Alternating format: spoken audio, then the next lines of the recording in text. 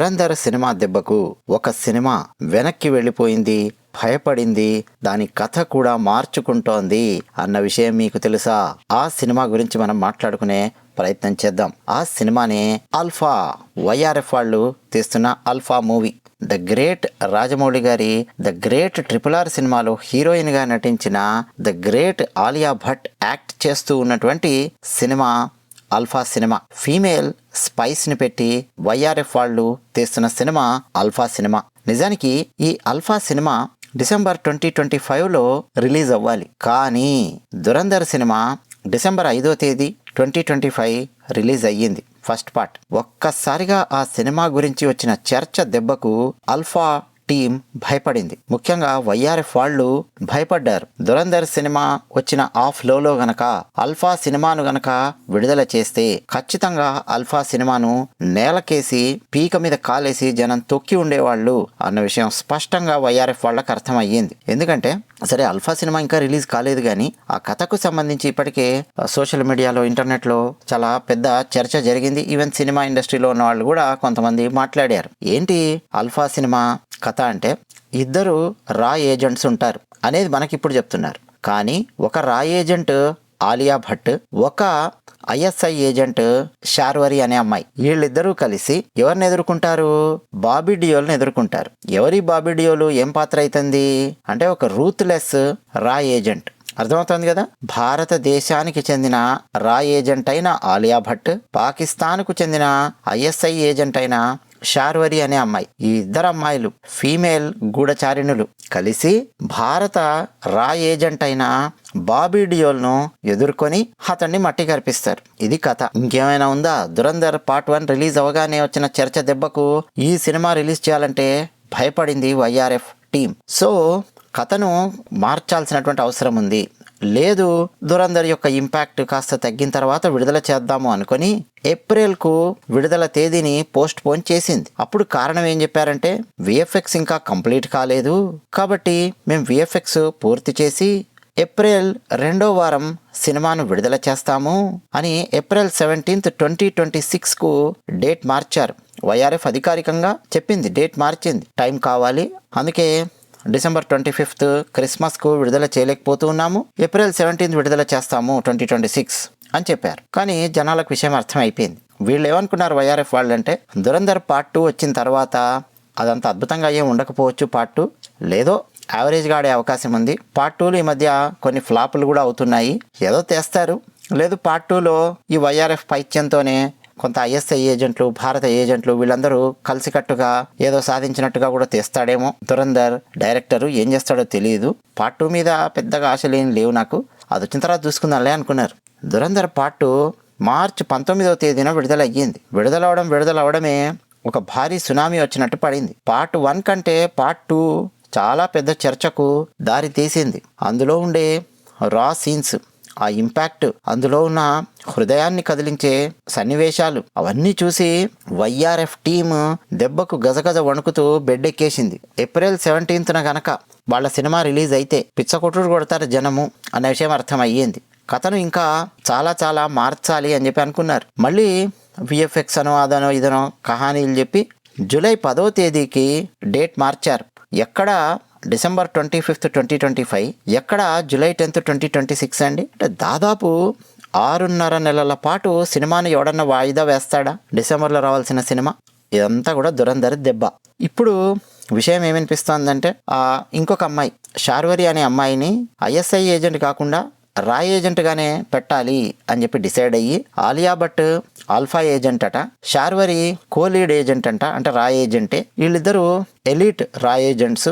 వీళ్ళు ఈ రూత్లెస్ బాబీ డియోల్తో ఎదురు దెబ్బలు తిని బలవంతంగా వీళ్ళిద్దరూ ఒక జట్టుగా పని చేయాల్సినటువంటి అవసరం వస్తుంది. సో స్టోరీ మొత్తము ఏముంటుంది వైఆర్ఎఫ్ వాళ్ళది తెలుసు కదా, గ్లోబ్ ట్రావెలింగ్, వీసాలు పాస్పోర్ట్లు అన్నీ లేకుండా గ్లోబ్ అంతా ట్రావెల్ చేస్తారు. ఎస్పియానేజ్ మిషన్స్, వాటన్నింటితో నిండి ఉంటుంది. హై స్టేక్స్ ఉంటాయి, హై స్టేక్ ఆపరేషన్స్ ఉంటాయి, ట్విస్టులు, బిట్రేయల్స్, ఇంటెన్స్ కాంబాట్ సీక్వెన్సెస్. ఇక ఆలియా భట్ను ఒక స్ట్రాంగ్ స్మార్ట్ ఏజెంట్గా చూపించడము. నిజానికి ఆమెను ఇలా బాబీ డియోలే ఒక మెంటార్గా ఉండి ఆమెను అలా తీర్చిదిద్దుతాడు. రా ఏజెంట్ ఆమెను అలా తీర్చిదిద్దుతాడు. ఆ తర్వాత ఎనిమి అవుతాడు ఈ రా ఏజెంట్ అని రూమర్స్ అనమాట. మరి ఇప్పుడు దురంధర్ సినిమా దెబ్బకు ఈ బాబీ దేయోల్ని రా ఏజెంట్ కాకుండా ఐఎస్ఐ ఏజెంట్గా మారుస్తారా?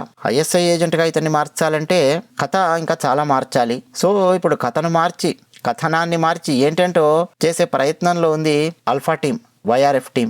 సో ఈ ఆలియా భట్, శార్వరి అనే ఇద్దరు అమ్మాయిలు కలిసి ఒక భయంకరమైన గ్లోబల్ థ్రెట్ని ఎదుర్కొంటారనమాట. అంటే ప్రపంచాన్ని రక్షిస్తారు వీళ్ళు. ఇలాంటివన్నీ హాలీవుడ్లో చాలా సినిమాలు వచ్చేవి. Salt for example, salt movie, ఇంకా చాలా సినిమాలు ఉన్నాయి. వీళ్ళకి మొత్తం కలిపి అసలు ప్రపంచాన్ని రక్షిస్తారు, అణ్వాయుధాలను ఆపుతారు, ఇలాంటివన్నీ చాలా వచ్చేవి. అవన్నీ కూడా ఏంటంటే రియలిస్టిక్ సినిమాలు కావు. ఏదో సినిమా చూస్తున్నాము అన్న ఫీలింగ్తోనే జనాలు చూస్తారు అంతే తప్ప రియల్ స్పై సీన్స్ కాదు, రియల్ స్పై ఏజెంట్స్ కాదు, అలాంటి రానెస్ ఇవ్వవు. ఇప్పటికే టీజర్ కూడా వాళ్ళు రిలీజ్ చేశారు. ఆలియా శార్వరి మధ్య డాన్స్ ఫేస్ ఆఫ్ ఉంది. ఇక స్టైలిష్ యాక్షన్, బ్రూటల్ షోడౌన్, ఇవన్నీ చాలా ఉన్నాయి. వైఆర్ఎఫ్ అనగానే వాళ్ళ స్టైల్లో గ్లామరస్, గ్లాసీ, హై ఎంటర్టైన్మెంట్, మొత్తం ప్రపంచ దేశాలు తిప్పి రావడం, భారీ విఎఫ్ఎక్స్ యాక్షన్ సీన్స్, కార్టూన్ షోల నుంచి కాపీ కొట్టి ఎత్తుకొచ్చిన యాక్షన్ సీక్వెన్సెస్, పాటలు, ఇవన్నీ ఉంటాయి. సో దురంధర్ దెబ్బకు డిసెంబర్లో రావాల్సిన సినిమా ఏప్రిల్కు పోస్ట్ పోన్ చేశారు. దురంధర్ 2 దెబ్బకు ఏప్రిల్లో రావాల్సిన సినిమా జూలైకి పోస్ట్ పోన్ చేశారు. అసలు వైఆర్ఎఫ్ వాళ్ళు అంటేనే, అదే యశ్రాజ్ ఫిలిమ్స్ అంటేనే స్పై జోన్రాలో ఎలాంటి దిక్కుమాలిన దరిద్రమైన కథలతో సినిమాలు తీస్తారో ఈపాటికే మనం మాట్లాడుకున్నాం. ఫర్ ఎగ్జాంపుల్ ఏక్తా టైగర్, ఇది వైఆర్ఎఫ్ స్పై యూనివర్స్లో వచ్చిన మొట్టమొదటి సినిమా. ఏక్తా టైగర్ 2012లో వచ్చింది. సల్మాన్ ఖాన్ టైగర్ అనే పాత్రలో, కత్రినా కైఫ్ జోయా అనే పాత్రలో యాక్ట్ చేశారు. రా ఏజెంట్ అయినటువంటి మన టైగర్, అదే సల్మాన్ ఖానుడు ఐర్లాండ్లో ఒక భారతీయ సైంటిస్టును గమనించడానికి వెళతాడు. పనిచేయరా ఎదవా అంటే పని చేయకుండా అక్కడికి వచ్చిన పాకిస్తానీ ఐఎస్ఐ ఏజెంట్ అయిన కత్రినా కైఫ్ అనబడే జోయా అమ్మతో ప్రేమలో పడతాడు. వచ్చి రాని డ్యాన్సులు వేస్తాడు, చొక్కాలు పువ్వు తిరుగుతాడు, పార్ట్ టైం దేశభక్తి, ఫుల్ టైం ఏమో అమ్మాయితో తిరుగుతాడు. మిషన్ కాంప్లికేట్ అవుతుంది. పని చేయరా ఎదవా అంటే పని చేయకుండా అమ్మాయితో తిరుగుతుంటే ఇంకా మిషన్ ఏమవుద్ది? వీళ్ళిద్దరూ ప్రేమలో పడి ప్రపంచవ్యాప్తంగా పారిపోతూ ఉంటారు. ఇక వీళ్ళని పట్టుకోవడానికి వచ్చిన రా ఏజెంట్స్ను, ఐఎస్ఐ ఏజెంట్ను, రకరకాల ఐఎస్ఐ ఏజెంట్స్ను ముప్పు తిప్పలు పెడుతూ మూతిమిత్తంతూ పారిపోతూ ఉంటారు.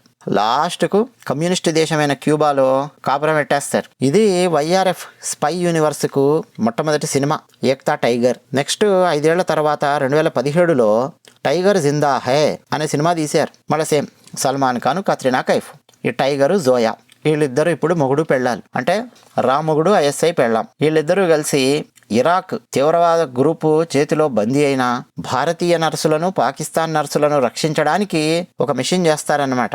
High stake action sequences, emotional touch ఇవన్నీ పెట్టి టైగర్ జిందా హై సినిమా. ఏమండి, రా ఏజెంట్లు, ఐఎస్ఐ ఏజెంట్లు కలిసి పనిచేస్తారు. అసలు నిరంతరం ఐఎస్ఐ ఏజెంట్లు పాకిస్తాన్లో ఉండే వివిధ తీవ్రవాద గ్రూపులతో కలిసి వాళ్ళని పెంచి పోషించి భారతదేశం మీదకి ఉసిగొలిపి పహల్గామ్ లాంటి దాడులు చేయిస్తూ భారతదేశాన్ని నాశనం చేయాలని చెప్పి చూస్తూ ఉంటారు. అలా కాకుండా వాళ్ళిద్దరూ కలిసి పనిచేస్తారు. ఎప్పుడైనా భారతీయ గూఢచారులు, పాకిస్తాన్ గూఢచారులు కలిసి పనిచేయడమే కాదు, లవ్లో పడి కాపురం కూడా ఎట్టేస్తారు. సరే, వార్ అని 2019లో వచ్చింది. వైఆర్ఎఫ్ వాళ్ళ యూనివర్స్లో, స్పై యూనివర్స్లో 3వ సినిమా. హృతిక్ రోషన్ కబీర్ అనే పాత్రలో యాక్ట్ చేశాడు. టైగర్ ష్రాఫ్ ఉంటాడు. వీళ్ళిద్దరు ఉన్నారంటే ప్రోటీన్ పౌడర్ తిని బాగా పెంచినటువంటి కండలను పదే ప్రదర్శించడము, అమ్మాయిలతో డ్యాన్సులు వేయడము, చొక్కాలు ఇప్పుకొని బీచ్ల్లో బికినీలతో అమ్మాయిలతో తిరగడం, ఇట్లాంటివన్నీ హృతిక్ రోషన్తో చాలా పాటలు ఎన్ని ఉంటాయి. ఈ రా ఏజెంట్ కబీర్ ఒక తీవ్రవాదిని పట్టుకోవడానికి వెళ్తాడు. అక్కడ మిషన్ ఫెయిల్ అయ్యి అతనే ఒక ద్రోహి అవుతాడు.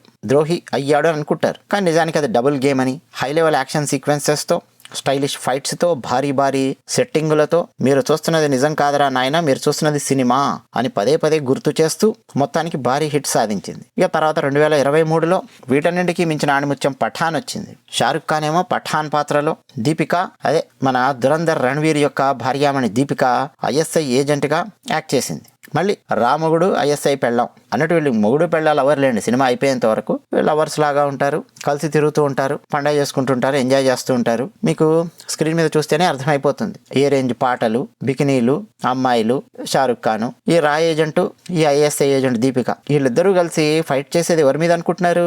మన భారతీయ రా ఏజెంట్ అయినటువంటి జాన్ అబ్రహాం మీద ఫైట్ చేస్తారు. అంటే రా ఏజెంట్, మాజీ రా ఏజెంట్ ఒక రోగ్ అవుతాడు, అంటే ద్రోహి అవుతాడు. అతను అవుట్ఫిట్ ఎక్స్ అనే గ్రూప్తో కలిసి భారతదేశంలో ఒక భయంకరమైన వైరస్ను వ్యాప్తి చేయాలని చెప్పి ప్లాన్ చేస్తాడు. సో అప్పుడు మన Shahrukh Khan alias పఠాను, Deepika ISI agent వీళ్ళిద్దరూ కలిసి మధ్య మధ్యలో రొమాన్సులు చేస్తూ సూపర్ స్టైలిష్ గ్లోబల్ యాక్షన్ సీక్వెన్సెస్తో ఫైనల్గా భారతీయ రాయ్ ఏజెంట్ జాన్ అబ్రహాంను లేపేస్తారు. అది వైఆర్ఎఫ్ స్పై యూనివర్స్లో వచ్చినటువంటి 4వ సినిమా పఠాన్. ఇక 2023లో టైగర్ 3 అని వచ్చింది.